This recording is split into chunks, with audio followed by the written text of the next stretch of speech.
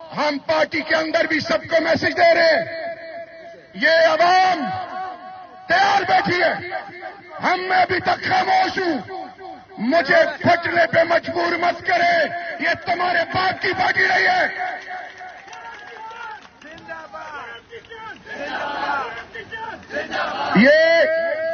یہ کسی کے باپ کی پارٹی نہیں ہے۔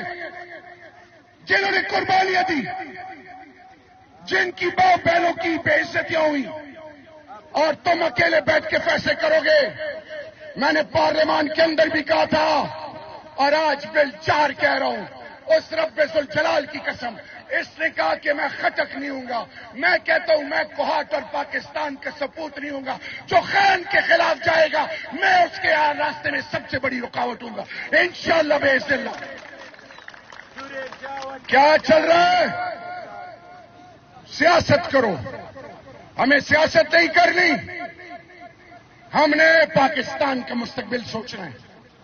عمران خان اور پاکستان لازم و ملزوم ہیں، اور وہ لوگ جو دو پہ بیٹھے ہیں پی ٹی آئی کے اندر، آپ سن لو، یہ پارٹی ہماری مقابلہ نہیں کر سکتی انشاءاللہ باذن اللہ۔ یہ ریجیکٹڈ لاٹ ہے، ان کو پاکستانی قوم نے ریجیکٹ کر دیا۔ ابھی ہمارے اندر کچھ آستین کے سانپ ہیں، منافق اندر بیٹھے ہیں۔ میں کھل کے بات کرنے والا ہوں، میں کسی شوکاز مکاز سے نہیں ڈرتا، میں اللہ سے ڈرتا ہوں۔ عمر ایوب بھائی آپ کے گھر میں آیا، میں آج علی امین خان سے بھی کہہ رہا ہوں، میں آج پی ٹی آئی کی لیڈرشپ کو کہہ رہا ہوں کہ آج میری فائنل آپ کے لیے میسج ہے، ورکر کو اٹھائے، لوئلسٹ کو اٹھائے، وہ جو پارٹی کی بنیاد ہے، اوپر پیراشوٹس ریجیکٹڈ ہے، جنہوں نے خاک کے قبر میں چنے گھوم پہ، آپ پھر ان کو گلے لگا رہے ہیں۔ ہم ان کو گلے لگانے نہیں دیں گے، ہم ان کو گلے لگانے نہیں دیں گے۔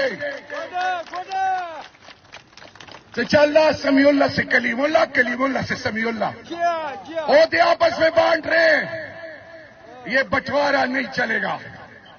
آخر میں عید کے چوتھے یا 5ویں دن انشاءاللہ کوہاٹ میں پہلا عظیم الشان جلسہ خان کے لیے، جس میں خان کی بہنیں پی ٹی آئی کی لیڈرشپ شامل ہوگی۔ کوہاٹ ہم نے خان کی آزادی کے لیے اس جلسے کو ایسے کامیاب بنانا ہے کہ ابلاغ عامہ، انٹرنیشنل میڈیا بھی کہے کہ عمران خان کی آزادی کے لیے کوہاٹ ریجن اور اس دھرتی ماں کوہاٹ نے جو عمران خان کا قلعہ ہے، کیا آپ اس کے لیے تیار ہو؟ سارے ہاتھ اٹھائیں۔